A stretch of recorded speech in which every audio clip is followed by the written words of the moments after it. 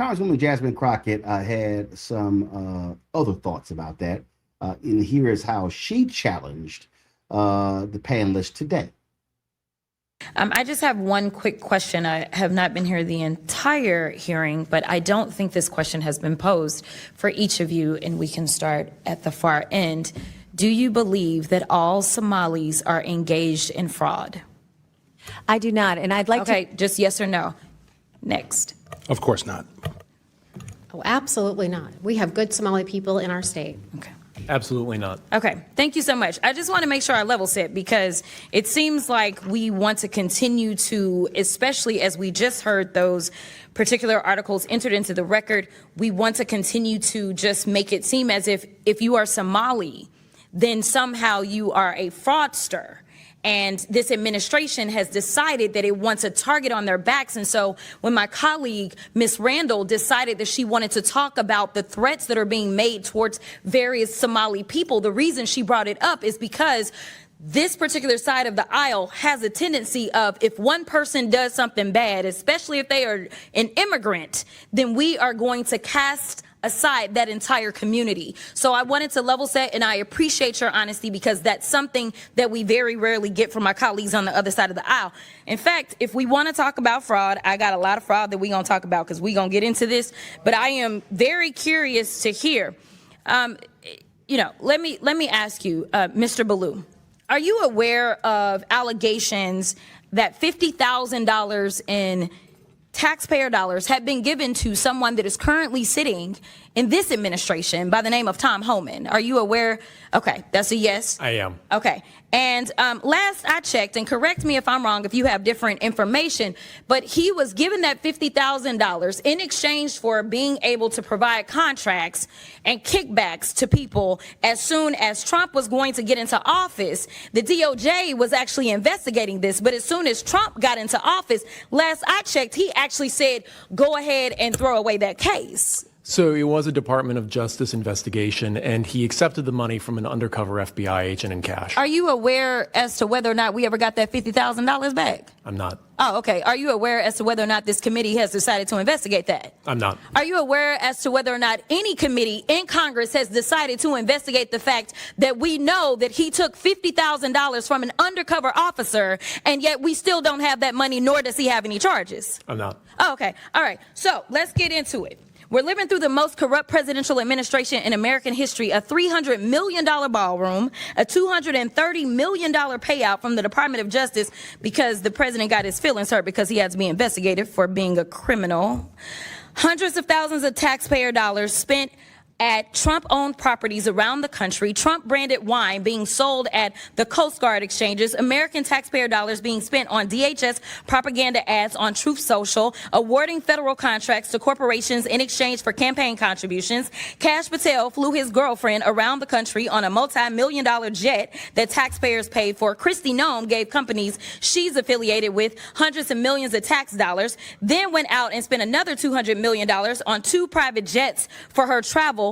For 12 months, this administration has been taking billions of taxpayer dollars from American people and have been giving it away to their own companies in the form of tax cuts, government contracts, or other government funded subsidies. So Congress has a role in getting rid of fraud, I will admit that, in any federally funded government program. However, I think the fraud that the American people are concerned about is that the Republicans are taking away Americans' health care so that ultra billionaires can get more tax cuts. The real fraud is the dehumanization and demonization of the working class Americans and immigrants to distract folks away from corporate socialism that's happening because of the Republicans. So this is truly the definition of throwing away the baby with the bathwater.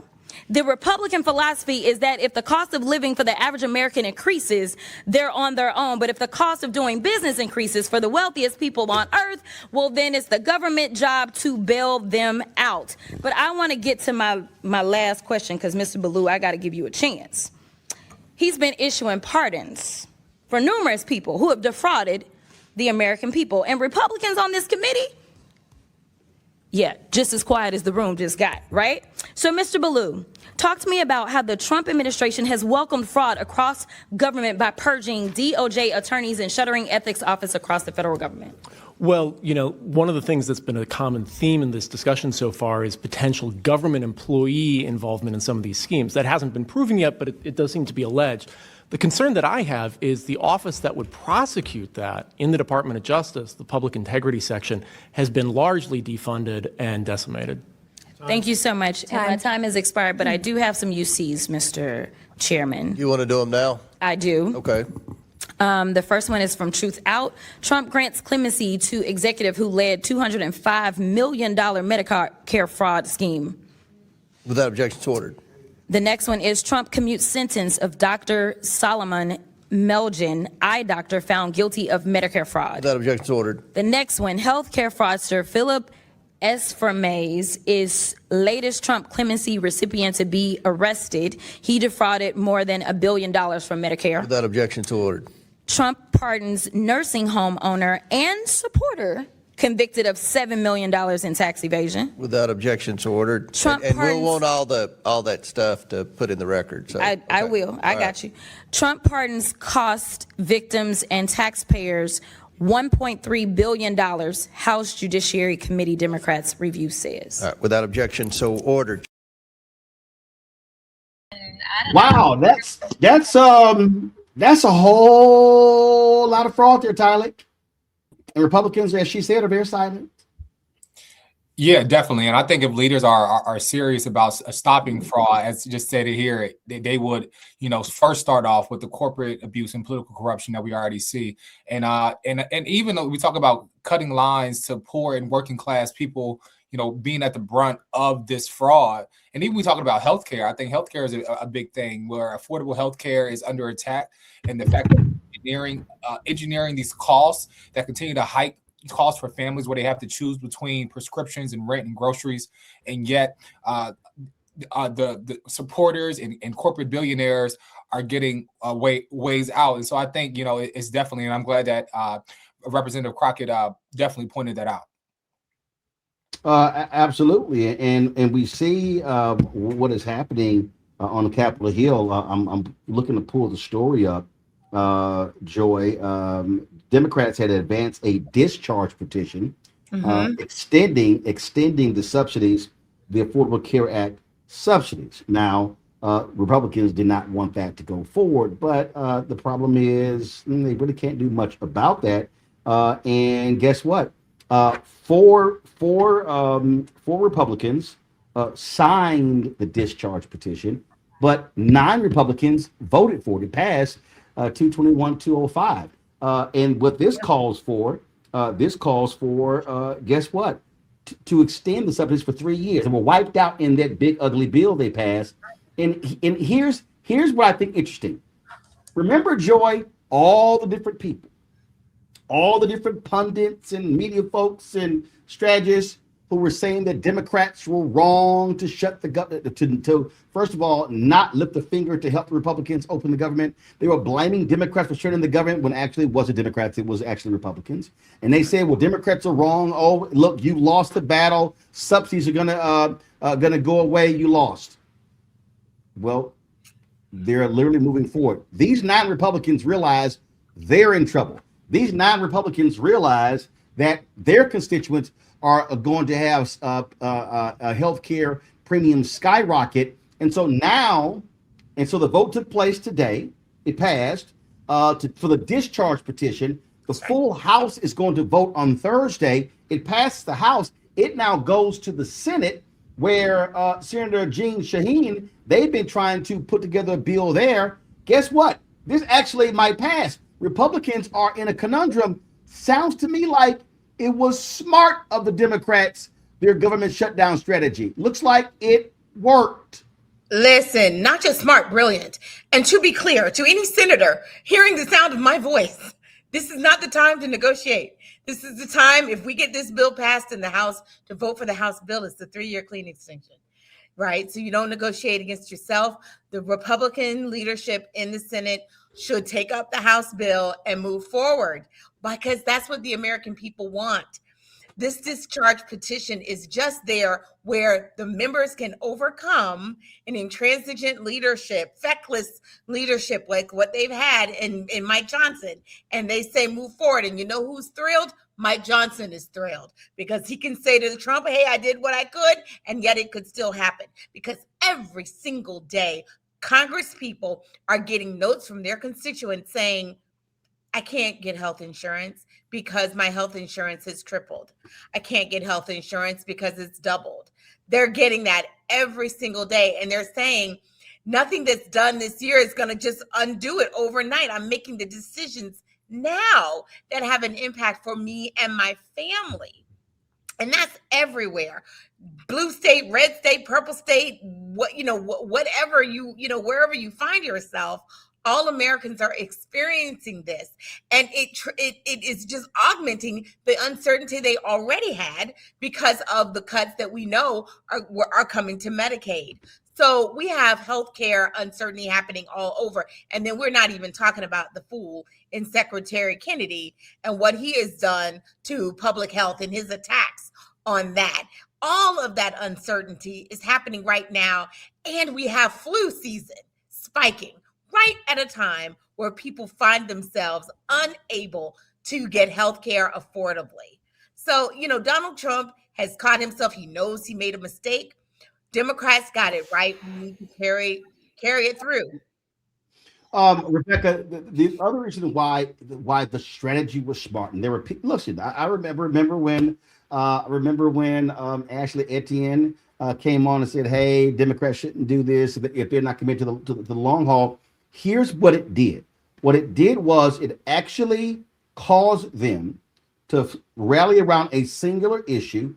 The time was used to build momentum and to teach the public about what was going on. Those town halls Republicans were having, they were getting crucified in those town halls. And so here we are now at the end result of that. And that is the pressure was brought to bear. And remember, these same Republicans voted for that big ugly bill. They voted for it. They got rid of the Affordable Care Act subsidies. But because of the Democrats' action when they came to the government shutdown, they caused the nation to focus on the healthcare issue. And these Republicans are scared to death of voting against the subsidies because they know what's going on. And this impacts not just the House and the Senate. We're talking about a very popular Democrat who may jump into the Alaska U.S. Senate race. Early polling shows she would have a 7-point lead against the Republicans. You've got Susan Collins under serious assault in Maine. She could get defeated. You've got Joni Ernst, who's choosing not to run in Iowa. The Republicans have been getting their butts kicked in Iowa. That could be a pickup. You got former North Carolina Governor Roy Cooper, hugely popular, running on the Democratic side of North Carolina. That could be a pickup. You got Republicans have not been able to find a big name to run against Senator John Ossoff in Georgia. And so you literally have the potential. Again, it's not guaranteed. Democrats could very well end up controlling the United States Senate by riding the issue of health care and affordability. Roland, we broke this down 2 months ago. In fact, I think it was the first Wednesday in November where we talked about where the Democrats were positioning themselves during the government shutdown and why they needed to really explain what was happening with healthcare and with the subsidies. This is also why we called out Charlemagne the God on the Breakfast Club for purposely spreading disinformation and saying, oh, well, it doesn't matter. What the Democrats are doing doesn't make sense. And then just saying things that were erroneous to Black listeners of the Breakfast Club in regards to what was happening. I think the key there, what we did, the key was walking people. Again, this is where I think it's important. Because a person who's watching today may go, well, okay, I'm not understanding 6 months from now. Because remember, we had Congresswoman Lauren Underwood on the show. And if I'm correct, Underwood was talking about, I think she was introducing a bill that would extend the subsidies for a year. What did Donald Trump say in late November? He floated a 3-year extension of the subsidies. Republicans were like, where's this coming from? This particular bill here, it would be 2 or 3 years. And so what you have going on here, and again, this is where I think people have to understand.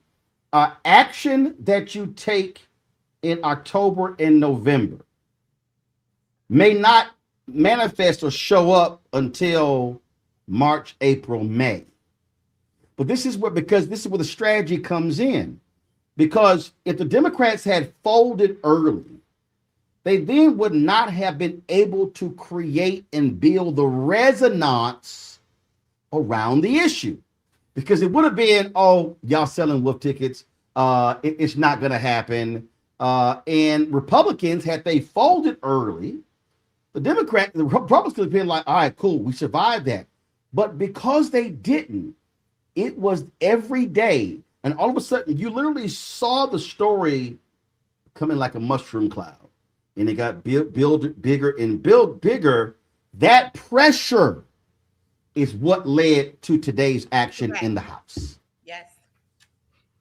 Rebecca, it was that pressure that over days, it was turned into 1 month, into 2 months, into 3 months. And even though they expired the 1st of January, I'm telling you right now, this is going to pass because Republicans are scared to death of getting wiped out in November. Absolutely. What we saw this late fall 2025, is that Democrats use strategy to position healthcare and healthcare subsidies as an issue in 2026, not just a wedge issue. And we say wedge issue, so to explain to your audience, it's the issue that you use to drive people politically, right? But what Democrats actually did, they moved it from just a wedge issue, but they turned it into a voting issue. Because one thing that we have learned since 2009, 2010, is that healthcare subsidies, premium costs are a voting issue. It drives people to the polls. It's one reason why in 2010, Republicans were able to use it to beat Democrats over the head, and Democrats lost the midterms in 2010. There were other things as well, but those healthcare town halls was the catalyst that Republicans use. Even though the idea or the name of Obamacare doesn't poll well, the idea of having affordable healthcare that you can actually go in and see a doctor when you're sick, you can go see a doctor for preventative care. That's extremely popular in both the red states and blue states, in urban areas, in rural areas, in suburbs, across all demographics. People want to be able to go to the doctor when they need to go to the doctor and not have to file bankruptcy because they went to the doctor, because they saw healthcare. And so it's very important. I do agree with you. I do think in the next 10 days, this thing is going to pass because the Republicans they don't need this as a voting issue in 2026 because they'll lose on it. They don't want to go into the next presidential cycle in 2028 with it hanging over their head either. But the other thing, just to mention, Roland, just a preview for your viewers, is that we're going to have another continued resolution to figure out the budget because we're going to run out of money again with the federal budget because we haven't passed the budget. That's going to happen at the end of this month. And then today, Donald Trump said, hey, you know what? We need to have $1.5 trillion in military spending. And so there's some bigger fights that are right behind the horizon. Right. I do think there's been enough pressure for this thing to pass in the next 10 days. But here's the other thing that I think is important that we just can't overlook. We saw the better part of 2025. I mean, everybody. I mean, people in the chat group, television people, radio people, columnists, bloggers, content. Everybody was saying, oh my God, these Democrats, they don't know what they're doing. They've got no vision. They've got no strategy. They are adrift. And they were. Let's just be perfectly clear. They didn't know what the hell to say or do in February, in March, in April, in May, in June, or July, in August. What changed? And I need people to pay attention because we were trying to tell folks this. One, the Epstein files actually centered Democrats. You had folks like Thomas Massey and Boebert and Marjorie Taylor Greene and these MAGA people who released the files. All of a sudden, Democrats saw a window open. So the audience, most people had never heard of this thing called a discharge petition. Folks had never heard of that. Remember, I need people, everybody paying attention. What everybody kept saying, oh, they don't know what they're doing. Schumer, Jeffries, they're horrible. Their messaging is terrible. In the House, Democrats had no power. But the discharge petition, if you could get 218 House members to sign on to a discharge petition, you can bypass the Speaker of the House, bypass the committees, and bring a bill directly to the floor. What happened? That's what they did with the Epstein files. Then all of a sudden, Democrats said, well, wait a minute. Yeah, the government shut down. Then they started, wait a minute, hold up. We got a message. Healthcare, affordability, healthcare. Then it was, wait a minute. We could put a discharge petition for these subsidies. And that's where we're at right now. So for people who were complaining, people who were saying that their strategy in the government shutdown was wrong, I'm like, no. You weren't getting it. What it did was we finally saw in the last quarter of the year, October, November, December, we finally saw Democrats wake up, come up with a strategy that focused their entire party, and people were literally following that and not just trying to chase Trump on every sort of tangent. And now, what do you now have here? Oh, this is the Wall Street. Let me pull it up right here.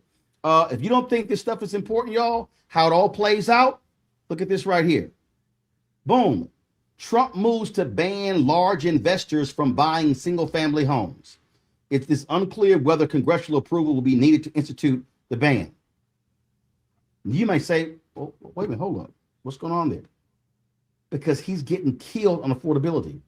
His approval ratings are low. What did he say the other day? Look, y'all got to save me. If we don't keep control of the House, they're going to impeach me.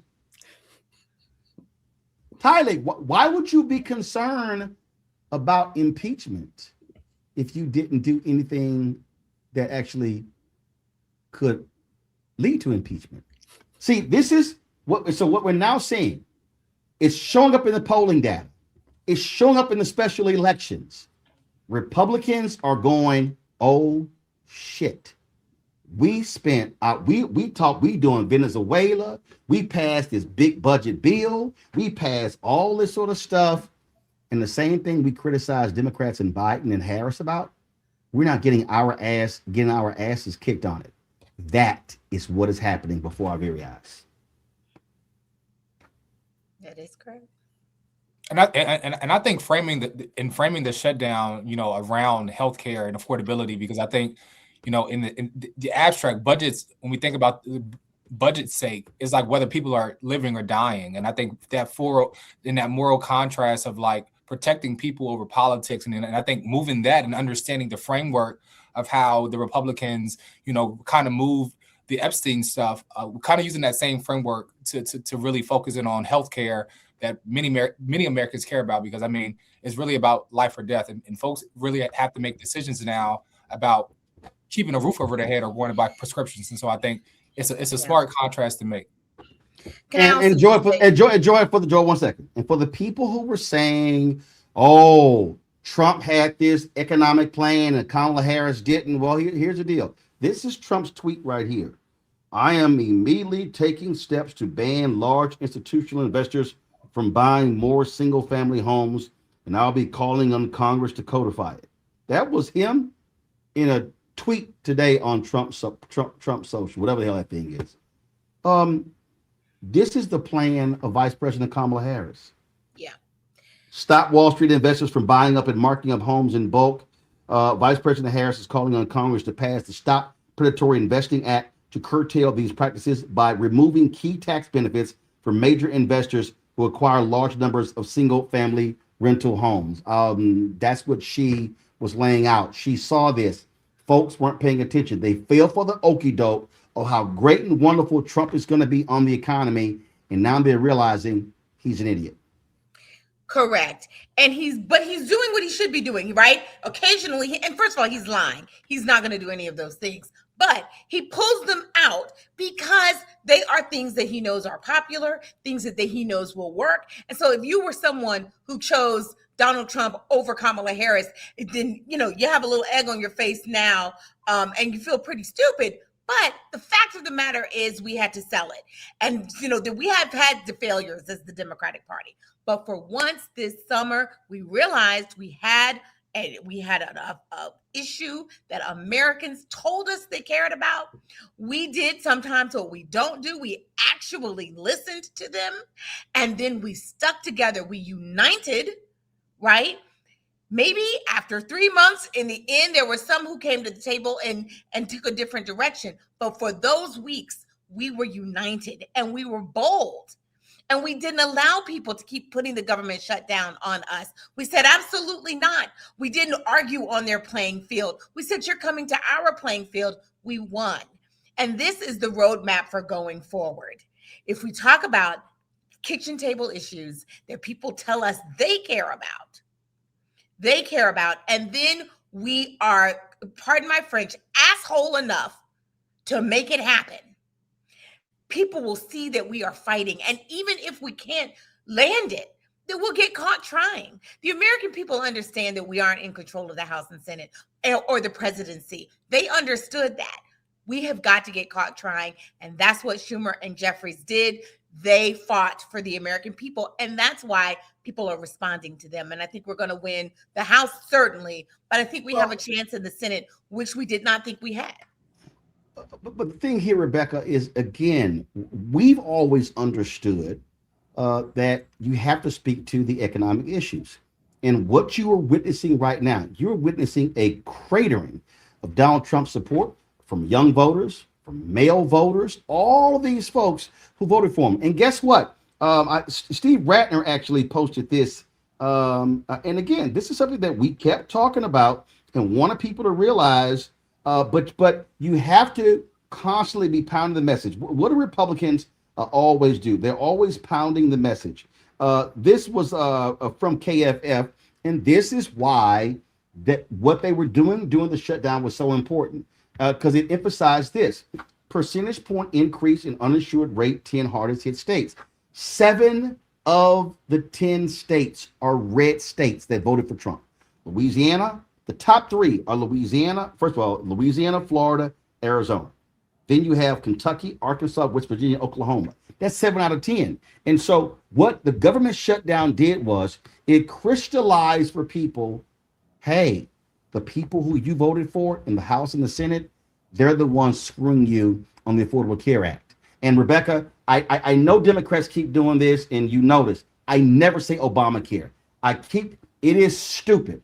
It is insanity for Democrats to use the phrase Obamacare when that was a poll-tested phrase to purposely be a negative. You don't reinforce the negative. And so we see it. Republicans, man, y'all get rid of Obamacare, but don't touch my Affordable Care Act. It's the same thing. So again, to me, it's doing stuff like that. It looks like they finally are figuring out how to actually win the messaging game. So by taking advantage of this moment and really explaining what the Affordable Care Act is, that is for those who don't have an insurance plan from their private employers, that they're able to go out into the marketplace. They're able to get a quality, insurance plan. And then there's subsidies that helps make sure that they can pay for it and that they're not priced out of the market, right? So people now are kind of understand, okay, that's what this thing is. Now, when I worked for Congressman Dingell, one thing that I remember as the Affordable Care Act was going through committees and it was being written and it was being revised is that there was an understanding on the Hill that this was part 1, that there had to be a part two. Part one was, hey, let's make sure, like right now we have a private insurance system. Let's make sure that people aren't kicked off because of pre-existing conditions. They're able to have access to a quality healthcare plan. And that's not a junk plan. That's basically worthless, and you have extremely high out-of-pocket costs, and a lot of things aren't covered, right? The second part was, okay, now that we have insurance that's affordable for people, now we have to figure out how to drive the underlying cost of healthcare, the delivery model, the delivery systems for healthcare. There has to be a part two to reduce the cost, because does it make sense that year over year that healthcare costs are going up in this country? No, it doesn't make sense. Healthcare actually doesn't have to be as expensive as it is in this country, but it's going to take an act of Congress to actually solve that. So what I'm hoping that the Democrats do here is continue this education and this public debate. So then the next time that Democrats have the House and the Senate and perhaps even the presidency, they're able to do the part two to actually drive the cost of healthcare down. Because one thing that we know, and to your point about messaging, we understand through all of the messaging as over the last 10 years that people have a vested interest in driving healthcare costs down. So first, we had to make sure people had access. So making sure that they have a quality healthcare plan that they could pay for. And then the next step is actually reduce the cost of healthcare. And so I want to make this last point before I go to break here. And again, this was another Ratner tweet that I thought was interesting. Florida, Texas, Mississippi, South Carolina, and Georgia, all red states, stand to suffer the most, he calls it, from the Obamacare subsidy expiration because they haven't expanded Medicaid, leaving many low-income households uninsured. Y'all, this is the thing right here. And this is why you have to connect the dots. And y'all hear me say this all the time. You connect the dots, you connect the dots, you connect the dots. And that is, and this is Bishop William Barber, poor people, the working class. Guess what? If all of a sudden Republicans make this move, so they pass that, they call the big beautiful bill, or let's call it the big ugly bill. It got rid of the subsidies. It got rid of lots of different things. What did I constantly say in 2025? White people are going to have to experience pain. They're going to have to experience it. They're going to have to feel it. Remember when the government shutdown happened and it was all of this stuff over SNAP benefits? And I said, I know no one wants to deal with this, but they're going to have to go without food. And people was rolling. Look, the people who, these government workers, first of all, the law states that when there's a government shutdown, that the government workers are repaid the money when they were out. So here's the thing for everybody who kept saying that, well, it wasn't smart. The reality is Democrats knew that the government workers were going to get their back pay. Okay.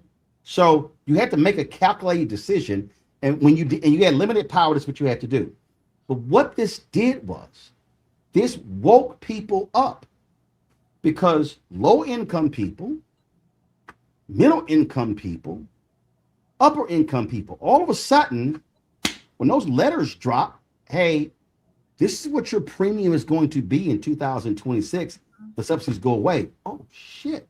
What all of a sudden my premium is going to go from $2,400 to $25,000? Yep. And why? Because they got rid of them. They got rid of them. And so this is what we kept saying to people.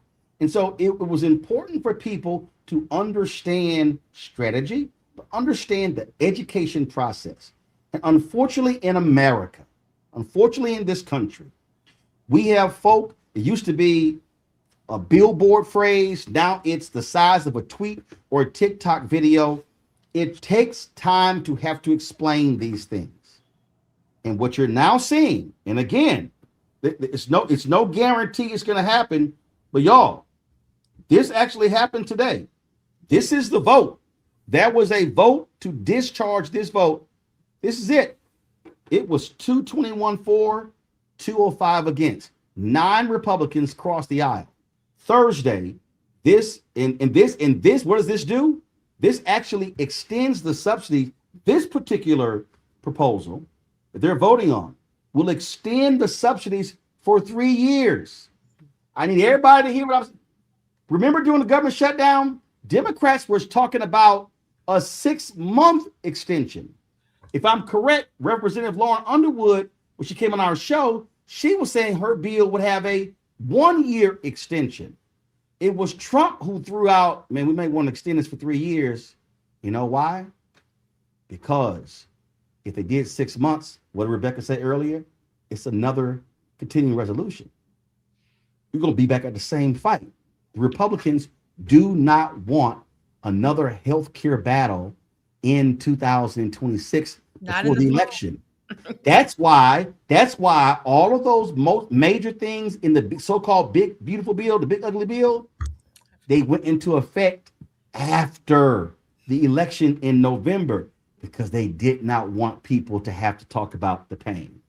So we are on the verge, folks, Thursday, of Republicans and Democrats in the House passing a bill that would extend the Affordable Care Act subsidies for 3 years. It passes the House. It now goes to the Senate where they now have to negotiate. It's going to be 1 year, 2 year, 3 years. And now the pressure shifts to Republican senators. And guess what that means? Well, Tom Tillis is not running in North Carolina. But that means if you are Susan Collins, how are you going to vote? Lisa Murkowski in Alaska, how are you going to vote? Oh, if you are running in other states, Florida, we can go on and on. Joni Ernst in Iowa, how are you going to vote? The bottom line is this brilliant move of the discharge petition, getting 9 Republicans in the House, could very well cause the bill to pass in the Senate, and then you see the extensions. And so smart play, but that's how you have to understand how the dots are connected, and you play a short game versus a long game. We'll see what happens. Hello, I'm Isaac Hayes III, founder and CEO of Fanbase, and I'm here with a very important message. We are at a turning point in the Black community where we must have equity in the apps we use that scale to billions of dollars. But this time, we own the infrastructure, we own the culture, and we shape the future. And Fanbase is the future. Fanbase combines the free functionality of Instagram, TikTok, and YouTube into an all-in-one platform built for the evolution of social media and monetization. With over 1.4 million users, that's real proof that we are shifting the conversation of tech ownership and equity for creators. So right now, I want you to go to startengine.com/fanbase and invest today. The minimum to invest is $399. That gets you 60 shares of stock in Fanbase at $665 a share. This marks a turning point in Black ownership of social media. If we don't take this opportunity to own social media right now, we will always be customers to our own creations. And that can't go on. So once again, go to startengine.com/fanbase and invest today. We must own the platforms where our voices live, our stories matter, and where our culture drives the world. Thank you.